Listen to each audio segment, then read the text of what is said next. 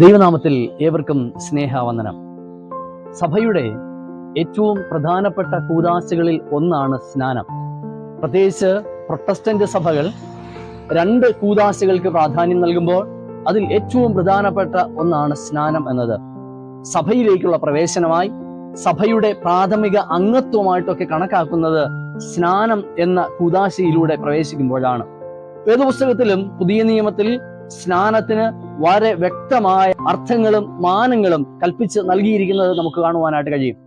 ക്രിസ്തു തന്റെ ശിഷ്യന്മാരെ ലോകത്തിന്റെ അറ്റത്തോളം സാക്ഷികളാകുവാനായിട്ട് അയക്കുമ്പോൾ അവർക്ക് നൽകിയ നിർദ്ദേശവും പിതാവിന്റെയും പുത്രന്റെയും പരിശുദ്ധാത്മാവിന്റെയും നാമത്തിൽ സ്നാനം കഴിപ്പിക്കുക എന്നതാണ്. പുതിയൊരു ജീവിതത്തിലേക്കുള്ള പ്രവേശനമായി, പുതിയൊരു മാർഗത്തിലേക്കുള്ള ദർശനമായി സ്നാനത്തെ വിശുദ്ധ വേദപുസ്തകം വെളിപ്പെടുത്തുമ്പോൾ ദക്ഷിണേന്ത്യ സഭ ഇന്ന് ചിന്തയ്ക്കായിട്ട് നൽകിയിരിക്കുന്ന വിഷയം സ്നാനം ഉയരത്തിൽ നിന്നുള്ള ജനനം എന്നതാണ്. സ്നാനം ഉയരത്തിൽ നിന്നുള്ള ജനനം.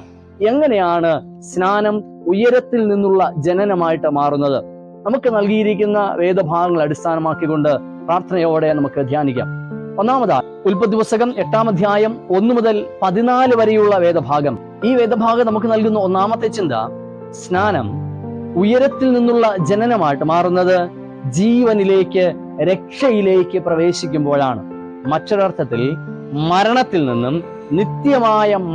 നിന്നും നിത്യമായ ജീവനിലേക്കുള്ള പ്രവേശനമാണ് സ്നാനത്തിലൂടെ സാധ്യമാകുന്നത്. ഉയരത്തിൽ നിന്നുള്ള ജനനമായി സ്നാനം മാറുന്നത് നിത്യമായ മരണത്തിൽ നിന്നും നിത്യമായ ജീവനിലേക്കുള്ള പ്രവേശനത്തിലൂടെയാണ്. നോഹയുടെ കാലഘട്ടത്തിൽ ജലപ്രളയത്തിലൂടെ ലോകം മുഴുവനും നശിക്കുമ്പോൾ നോഹയെയും കുടുംബത്തെയും ദൈവം കരുതുകയാണ്, സംരക്ഷിക്കുകയാണ്. ഉൽപ്പത്തി പുസ്തകം 8-ാം അധ്യായം 1-ാമത്തെ വാക്യം പറയുന്നത് യഹോവയായ ദൈവം അവരെ ഓർത്തു എന്നാണ്. യഹോവയായ ദൈവം അവരെ ഓർത്തു, അവരെ പെട്ടകത്തിൽ നിന്നും ഭൂമിയിലേക്ക്, നിലത്തേക്ക്, പുതിയൊരു ഭൂമിയിലേക്ക്, പുതിയൊരു അനുഭവത്തിലേക്ക് ദൈവം അവരെ പ്രവേശിപ്പിക്കുന്നതായിട്ട് നമുക്ക് കാണുവാനായിട്ട് കഴിയും. പത്രോസ് ലേഖനത്തിലൂടെ വെളിപ്പെടുത്തുന്നത് 1 പത്രോസ് 3-ാം അധ്യായം 20-21 വാക്യങ്ങൾ. 1 പത്രോസ് 3-ാം അധ്യായം 20 മുതലുള്ള വാക്യങ്ങളിൽ പത്രോസ് പ്രകാരം പറയുന്നു, ആ പെട്ടകത്തിൽ അല്പജനം എന്ന് വെച്ചാൽ 8 പേർ വെള്ളത്തിൽ കൂടി രക്ഷ പ്രാപിച്ചു. അത് സ്നാനത്തിന് ഒരു മുൻകുറി. വെള്ളത്തിലൂടെ രക്ഷ പ്രാപിക്കുന്ന ഒരു സമൂഹം, അത് സ്നാനത്തിന്റെ മുൻകുറിയാണ്. സ്നാനത്തിലൂടെ സാധ്യമാകുന്നത് ശിക്ഷയിൽ നിന്നുള്ള വിടുതലാണ്. മറ്റൊരർത്ഥത്തിൽ രക്ഷയിലേക്കുള്ള പ്രവേശനമാണ്. മരണത്തിൽ നിന്നും ജീവനിലേക്കുള്ള പ്രവേശനമാണ് സ്നാനം. ഉയരത്തിൽ നിന്നുള്ള ജനനമാണ് സ്നാനം. ഇവിടെ ജലപ്രളയത്തിലൂടെ പാപപങ്കിലമായൊരു ലോകം നശിക്കുമ്പോൾ, പാപത്തിൽ ജീവിതം നയിച്ചിരുന്ന ഒരു സമൂഹം നശിക്കുമ്പോൾ, ദൈവം മറ്റൊരു സമൂഹത്തെ അതേ ജലത്തിലൂടെ, അതേ വെള്ളത്തിലൂടെ രക്ഷിക്കുകയാണ്, സംരക്ഷിക്കുകയാണ്. ഒരേ സമയം ജലം ശിക്ഷയുടെയും രക്ഷയുടെയും മുഖാന്തരമായിട്ട് മാറുന്നതാണ് പഴയ നിയമ വേദഭാഗത്തിൽ നമുക്ക് കാണുവാനായിട്ട് കഴിയുന്നത്. അതുകൊണ്ട് സ്നാനത്തിലൂടെ വെള്ളം നമ്മുടെ ശരീരത്തിലേക്ക് വീഴുമ്പോൾ അത് രക്ഷയായി മാറേണ്ടുന്നതും ശിക്ഷയായിട്ട് മാറേണ്ടുന്നതും പുറമേയുള്ള കേവലം ആചാരങ്ങളുടെ മാത്രം അടിസ്ഥാനത്തിലല്ല, പിന്നെയോ അകമേ ഉണ്ടാകേണ്ടുന്ന തീരുമാനങ്ങളുടെ രൂപാന്തരത്തിന്റെ അനുഭവത്തിലൂടെയാണ്. അകമേ ശരിയായൊരു തീരുമാനമെടുക്കുവാൻ കഴിയാതെ, ഉപേക്ഷിച്ചു കളയേണ്ടതിനെ ഉപേക്ഷിക്കാതെ ഒരിക്കലും രക്ഷയിലേക്ക് പ്രവേശിപ്പാനായിട്ട് കഴിയുകയില്ല. പഴയ നിയമത്തിലെ ജലപ്രളയം ഒരേ സമയം ന്യായവിധിയും ഒരേ സമയം രക്ഷാ മാർഗവുമാണ്. അതുകൊണ്ട് തന്നെ സ്നാനത്തിൽ വെള്ളം ഓർമ്മിപ്പിക്കുന്നത് ദൈവം വളരെ സുരക്ഷിതമായി ന്യായവിധിയിൽ നിന്നും നമ്മെ രക്ഷയിലേക്ക്, ജീവനിലേക്ക് പ്രവേശിപ്പിക്കുന്നു എന്നതാണ്. ഉയരത്തിൽ നിന്നുള്ള ജനനം സാധ്യമാകുന്നത് രക്ഷയിലേക്കുള്ള പ്രവേശനത്തിലൂടെയാണ്.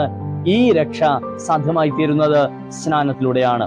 നോഹയും കുടുംബവും പെട്ടകത്തിൽ നിന്നും നിലത്തേക്ക് ഇറങ്ങുമ്പോൾ അവർ നിലത്തിറങ്ങുന്നത് കയറിപ്പോയ നിലത്തല്ല, തികച്ചും പുതുക്കം വന്ന ഒരു നിലത്താണ്, തികച്ചും ശുദ്ധീകരിക്കപ്പെട്ട ഒരു നിലത്താണ്, തികച്ചും ദൈവത്തിന്റെ ഇടപെടൽ ഉണ്ടായ ഒരു ലോകത്തിലേക്കാണ്, ദൈവം ക്രമീകരിച്ച ഒരു ലോകത്തിലേക്കാണ് അവർ കാൽ ചുവട്ടുന്നത്. അതുകൊണ്ട് തന്നെ സ്നാനത്തിലൂടെ ഒരു പുതു സൃഷ്ടിയായിട്ട് രൂപാന്തരപ്പെടുകയാണ് നാം ചെയ്യുന്നത്. അതുകൊണ്ട് പൗലോസ് പ്രകാരം കൊരിന്ത്യ സഭയോട് പറയുന്നുണ്ട്, 2 കൊരിന്ത്യർ 5:17 വാക്യം, ഒരുത്തൻ ക്രിസ്തുവിലായാൽ അവൻ പുതിയ സൃഷ്ടിയാകുന്നു, പഴയത് കഴിഞ്ഞുപോയി, ഇതാ അത് പുതുതായി തീർന്നിരിക്കുന്നു. ഒരു മഴക്കാലം കഴിഞ്ഞ് വയലിൽ നിറഞ്ഞു നിന്നിരുന്നതായ വെള്ളമെല്ലാം വറ്റി ഉണങ്ങിയ നിലത്ത് കർഷകൻ വിത്ത് എറിയുന്നത് പോലെ തികച്ചും ശുദ്ധമായ, തികച്ചും ശാന്തമായ ജലപ്രളയം വറ്റിയ ഒരു ഭൂമിയിലേക്ക് ദൈവം നോഹയെ ഇറക്കുമ്പോൾ ഒരു പുതിയ സൃഷ്ടിയായി, പുതിയ തുടക്കമായി, പുതിയ ആരംഭമായി, പുതിയൊരു ലോകത്തിലേക്കുള്ള പ്രവേശനമാണ് സ്നാനത്തിലൂടെ സാധ്യമായി തീരുന്നത്. സ്നാനം അത് ഉയരത്തിൽ നിന്നുള്ള ജനനമായിട്ട് മാറുന്നത് സ്നാനം രക്ഷയായിട്ട് മാറുമ്പോഴാണ്. സ്നാനത്തിലൂടെ നിത്യമായ മരണത്തിൽ നിന്നും നിത്യമായ രക്ഷയിലേക്കുള്ള, ജീവനിലേക്കുള്ള പ്രവേശനമാണ് സാധ്യമാകുന്നത്. രണ്ടാമതായി അപ്പോസ്തലനായ പൗലോസ് കൊലോസ്യ സഭയ്ക്ക് എഴുതിയ ലേഖനം 3-ാം അധ്യായം 1 മുതൽ 11 വരെയുള്ള വേദഭാഗങ്ങൾ. കൊലോസ്യർ 3, 1 മുതൽ 11 വരെയുള്ള വേദഭാഗങ്ങൾ. ഈ വേദഭാഗം പറയുന്നത് സ്നാനം ഉയരത്തിൽ നിന്നുള്ള ജനനമായിട്ട് മാറുന്നത് സ്നാനം രൂപാന്തരമായി മാറുന്നത് കൊണ്ടാണ്. സ്നാനം ഉയരത്തിൽ നിന്നുള്ള ജനനമായിട്ട് മാറുന്നത് സ്നാനത്തിലൂടെ സ്നാനപ്പെടുന്ന വ്യക്തിയിൽ ഒരു രൂപാന്തരം സംഭവിക്കുന്നുവെന്നാണ്. ആ മനുഷ്യൻ പഴയ മനുഷ്യനല്ല, ആ വ്യക്തി പുതിയൊരു മനുഷ്യനായി രൂപാന്തരപ്പെടുകയാണ്, മാറുകയാണ്. ഈ മാറ്റമാണ് അവനെ പുതിയ സൃഷ്ടിയാക്കി മാറ്റുന്നത്. അപ്പോഴാണ് ഉയരത്തിൽ നിന്നുള്ള ജനനമായിട്ട് അത് മാറ്റപ്പെടുന്നത്. കൊലോസ്യ സഭയോട് പൗലോസ് അപ്പോസ്തലൻ പറയുന്നത് സ്നാനം എന്നത് രക്ഷയിൽ നിന്നുള്ള വിടുതൽ മാത്രമല്ല, പിന്നെയോ ക്രിസ്തുവിന്റെ സ്വരൂപമായി, ക്രിസ്തുവിന്റെ രൂപമായി, ക്രിസ്തുവിന്റെ സ്വഭാവമായി നമ്മുടെ ജീവിതങ്ങൾ രൂപാന്തരപ്പെടുന്ന ഒരു രൂപാന്തരത്തിന്റെ അനുഭവം കൂടെയാണ്.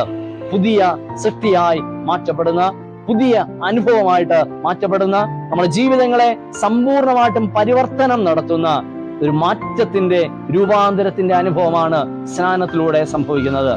കൊലോസ്യർ 3-ാം അധ്യായം 1-ാമത്തെ വാക്യം പറയുന്നത് ഉയരത്തിൽ ഉള്ളത് അന്വേഷിപ്പിൻ എന്നാണ്. ഉയരത്തിൽ ഉള്ളത് അന്വേഷിപ്പിൻ. ഇന്നലെ വരെ ഉണ്ടായിരുന്ന നമ്മുടെ ശ്രദ്ധകൾ, നമ്മുടെ ഫോക്കസ് ദൈവം മാറ്റുകയാണ്. ഇന്നലെ വരെ ഈ ഭൂമിയിൽ ഉള്ളതിനെ കുറിച്ച് ചിന്തിച്ചിരുന്നുവെങ്കിൽ, ഈ ഭൂമിയിലുള്ള നന്മകളും സന്തോഷങ്ങളുമാണ് ഒരു മനുഷ്യൻ ശ്രദ്ധിച്ചിരുന്നുവെങ്കിൽ, അവന്റെ ഫോക്കസ്, അവന്റെ ശ്രദ്ധ മാറുകയാണ്, അവന്റെ ലക്ഷ്യം മാറുകയാണ്, അവന്റെ വിഷൻ മാറുകയാണ്. ഭൂമിയിൽ നിന്നും ഉയരത്തേക്ക്, സ്വർഗത്തേക്ക്, ദൈവത്തിങ്കിലേക്ക് അവന്റെ നയനങ്ങൾ മാറുമ്പോൾ, അവന്റെ ലക്ഷ്യം മാറുമ്പോൾ യഥാർത്ഥമായ രൂപാന്തരത്തിലേക്ക് അവൻ പ്രവേശിക്കുന്നുവെന്നാണ്.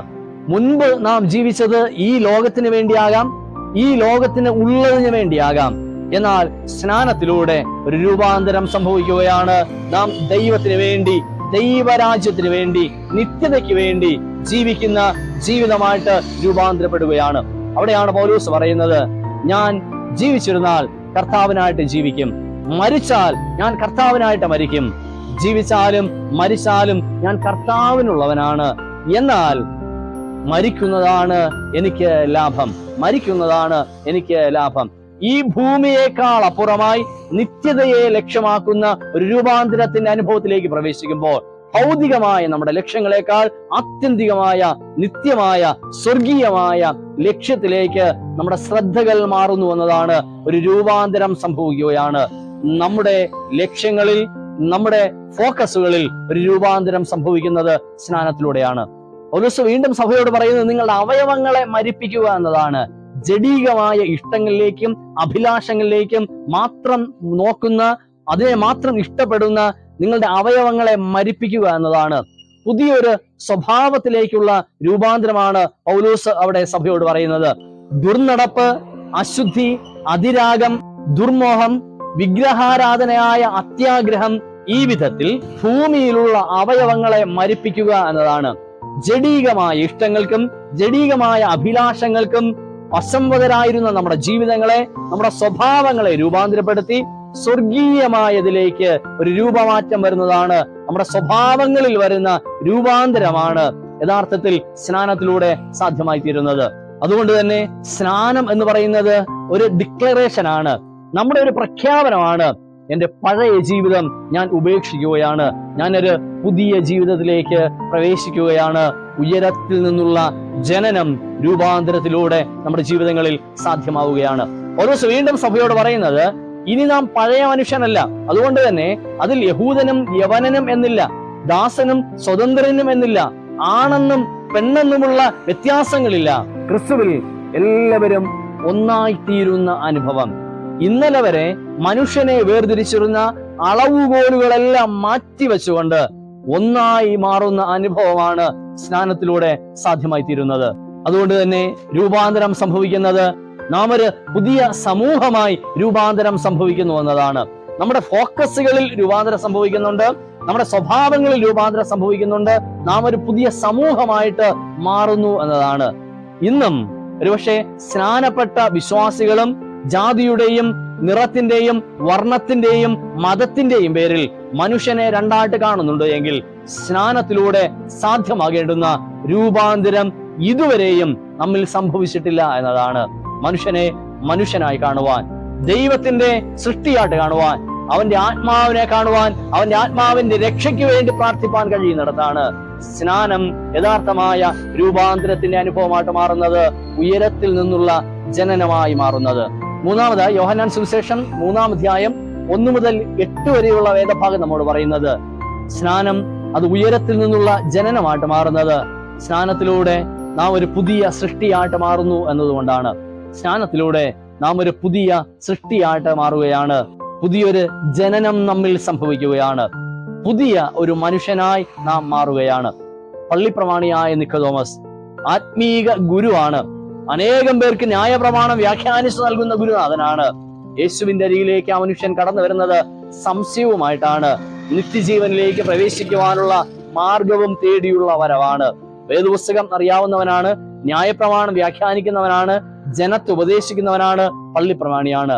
എന്നിട്ടും ശരിയായ പുതുതായുള്ള ജനനത്തിന്റെ അനുഭവത്തിലേക്ക് പ്രവേശിക്കാൻ നിക്കോദോമസിന് കഴിഞ്ഞിട്ടില്ല എന്നാണ് ക്രിസ്തു നിക്കോദോമസിനോട് പറയുന്നത്. വെള്ളത്താലും ആത്മാവിനാലും സ്നാനപ്പെട്ടിട്ടില്ല എങ്കിൽ നിത്യജീവന്റെ അനുഭവത്തിലേക്ക് പ്രവേശിപ്പാനായിട്ട് കഴിയില്ല എന്നതാണ്. വെള്ളത്തിലൂടെ ആത്മാവിലൂടെ ഒരു പുതിയ സൃഷ്ടിയായി പുതിയൊരു ജീവിതമായിട്ട് നാം മാറുന്നു എന്നതാണ്. വെള്ളത്തിലൂടെ സംഭവിക്കുന്നത് നമ്മുടെ പാപക്കറകളെ കഴുകിക്കളയലാണ് എങ്കിൽ ആത്മാവിലൂടെ സംഭവിക്കുന്നത് നാം ഒരു പുതിയ സൃഷ്ടിയായിട്ട് രൂപാന്തരപ്പെടുകയാണ്. അതുകൊണ്ട് തന്നെ സ്നാനം എന്ന് പറയുന്നത് മതപരമായ ഒരു ആചാരമല്ല, അതൊരു റിയാലിറ്റിയാണ്, അതൊരു യാഥാർത്ഥ്യമാണ്. ദേവാലയത്തിനു മുമ്പിൽ പുരോഹിതൻ കുഞ്ഞുങ്ങളുടെ തലയിലേക്ക് വെള്ളമൊഴിച്ചുകൊണ്ട് സ്നാനം നടത്തുമ്പോൾ മുതിർന്നവർ മുമ്പിലേക്ക് കടന്നു വന്ന് അവരുടെ ശിരസിന്മേൽ വെള്ളം തളിച്ചുകൊണ്ട് സ്നാനത്തിലേക്ക് പ്രവേശിപ്പിക്കുമ്പോൾ പുറമേയുള്ള വെള്ളമല്ല അവരുടെ ജീവിതത്തിൽ യഥാർത്ഥമായ മാറ്റം കൊണ്ടുവരേണ്ടുന്നത്, പുതിയ ജന്മത്തിലേക്ക് പ്രവേശിക്കുന്നത്.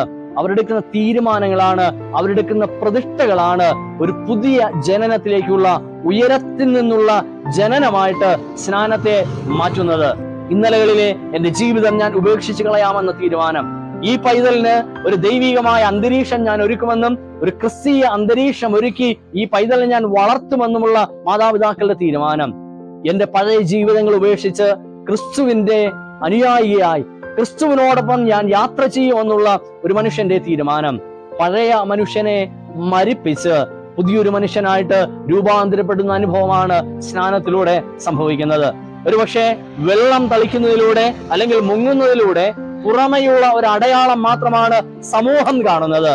എന്നാൽ അകമേ ആത്മീകമായ ഒരു സ്നാനത്തിലേക്ക് പ്രവേശിക്കാതെ, ആത്മാവിൽ ജനിക്കാതെ ഒരിക്കലും സ്നാനം പൂർണ്ണമാകുന്നില്ല.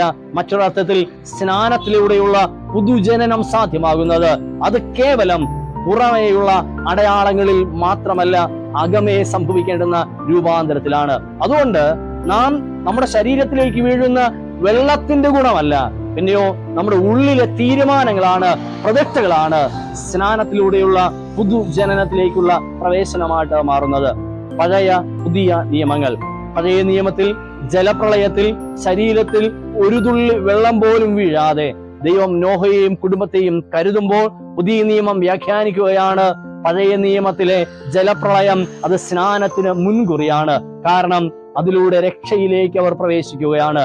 നിത്യമായ മരണത്തിൽ നിന്നും നിത്യമായ രക്ഷയിലേക്കുള്ള പ്രവേശനമായി പഴയ നിയമത്തിലെ ജലപ്രളയം നമുക്ക് കാണുവാനായിട്ട് കഴിയും. ഉയരത്തിൽ നിന്നുള്ള ജനനമായി സ്നാനം രൂപാന്തരപ്പെടുന്നത് അത് ദൈവത്തിലൂടെ സാധ്യമാകുന്ന രക്ഷ സ്നാനത്തിലൂടെ ലഭിക്കുന്നു എന്നതുകൊണ്ടാണ്. രണ്ടാമതായി സ്നാനം എന്ന് പറയുന്നത് അത് ഉയരത്തിൽ നിന്നുള്ള ജനനമായിട്ട് മാറുന്നത് നമ്മിൽ സംഭവിക്കുന്ന രൂപാന്തരമാണ്. നമ്മിൽ ഒരു രൂപമാറ്റം സംഭവിക്കണം. നമ്മുടെ തീരുമാനങ്ങളിൽ, നമ്മുടെ പ്രതിഷ്ഠകളിൽ, നമ്മുടെ സ്വഭാവങ്ങളിൽ ഒരു രൂപാന്തരം സംഭവിക്കണം. ഒരു പുതു സമൂഹമായിട്ട് നാം രൂപമാറ്റം സംഭവിക്കുമ്പോഴാണ്, പഴയ മനുഷ്യൻ പൂർണ്ണമായിട്ടും മരിച്ചു കഴിയുമ്പോഴാണ് ഒരു രൂപാന്തരത്തിന്റെ അനുഭവത്തിലേക്കുള്ള പ്രവേശനമാണ്, ഉയരത്തിൽ നിന്നുള്ള ജനനം എന്ന യാഥാർത്ഥ്യത്തിലേക്ക് സ്നാനത്തിലൂടെ നമുക്ക് പ്രവേശിപ്പാനായിട്ട് കഴിയുന്നത്. സുവിശേഷ വേദഭാഗം നമ്മോട് പറയുന്നത് സ്നാനം അതൊരു പുതിയ ജനനമായിട്ട് മാറുന്നത് നമ്മുടെ ജീവിതങ്ങളിൽ അകമേ നാം എടുക്കുന്ന തീരുമാനങ്ങളിലൂടെയാണ്. പുറമേയുള്ള അടയാളമല്ല, അകമേയുള്ള തീരുമാനമാണ്, പ്രതിഷ്ഠയാണ് യഥാർത്ഥമായ ജീവന്റെ അനുഭവത്തിലേക്ക് നമ്മെ പ്രവേശിപ്പിക്കുന്നത്. പ്രിയ ദൈവജനമേ, സ്നാനത്തിലൂടെ സഭയുടെ ഭാഗമായിട്ട് മാറിയവരായിരിക്കാം, അടുത്തൊരു സ്നാനത്തിലേക്ക് പ്രവേശിപ്പാനായിട്ട് ഒരുക്കത്തോടെ ആയിരിക്കുന്നവരായിരിക്കാം നാം. സ്നാനം എന്ന കൂദാശ അത് വേദപുസ്തകം നമുക്ക് നൽകുന്ന ആഴമേറിയ ഒരു രൂപാന്തരമാണ് എന്ന് തിരിച്ചറിയുവാൻ. സ്നാനം എന്ന് പറയുന്നത് സഭയുടെ പ്രാഥമിക അംഗത്വത്തിലേക്കുള്ള ഒരു പ്രവേശനം എന്നതിനേക്കാൾ അപ്പുറമായി വേദപുസ്തകത്തിലൂടെ സ്നാനം എന്നത് ഒരു കൂദാശയാണ്. ദൈവികമായ അനുഗ്രഹങ്ങളും ദൈവത്തിന്റെ കൃപകളും അകമേ പ്രാപിക്കുന്ന പുറമേയുള്ള ഒരു അടയാളം മാത്രമാണ് സ്നാനം. സ്നാനത്തിലൂടെ ഒരു രൂപാന്തരത്തിന്റെ അനുഭവത്തിലേക്ക് നാം പ്രവേശിക്കുകയാണ്. ഇന്ന് നാം ചിന്തിച്ചതനുസരിച്ച് പുതിയ ഒരു ജനനം നമ്മിൽ സംഭവിക്കുകയാണ്. ഉയരത്തിൽ നിന്നുള്ള ജനനം നമ്മിൽ സംഭവിക്കുന്ന ഏറ്റവും അനുഗ്രഹിക്കപ്പെട്ട മുഹൂർത്തമാണ് സ്നാനത്തിലൂടെ സാധ്യമാകുന്നത്. വളരെ തീരുമാനങ്ങളോടെ, വളരെ പ്രതിഷ്ഠയോടെ പഴയ ജീവിതത്തെ ഉപേക്ഷിച്ച് പുതിയൊരു ജീവിതത്തിലേക്ക് സ്നാനത്തിലൂടെ പ്രവേശിപ്പാൻ. ഒരുപക്ഷെ ഇന്നലകളിൽ സ്നാനപ്പെട്ട വേളകളിൽ അങ്ങനെ രൂപാന്തരം നമ്മൾ സംഭവിച്ചില്ല എങ്കിൽ ഈ നാളുകളിൽ ഒരു പുതിയ പ്രതിഷ്ഠയോടെ യഥാർത്ഥമായ സ്നാനത്തിന്റെ അനുഭവത്തിലേക്ക്, ഉയരത്തിൽ നിന്നുള്ള ജനനത്തിന്റെ അനുഭവത്തിലേക്ക്, വീണ്ടും ജനനത്തിന്റെ അനുഗ്രഹങ്ങളിലേക്ക് പ്രവേശിപ്പാൻ ദൈവം നമ്മെ ഒരുക്കുമാറാകട്ടെ, അനുഗ്രഹിക്കുമാറാകട്ടെ. ആമേൻ.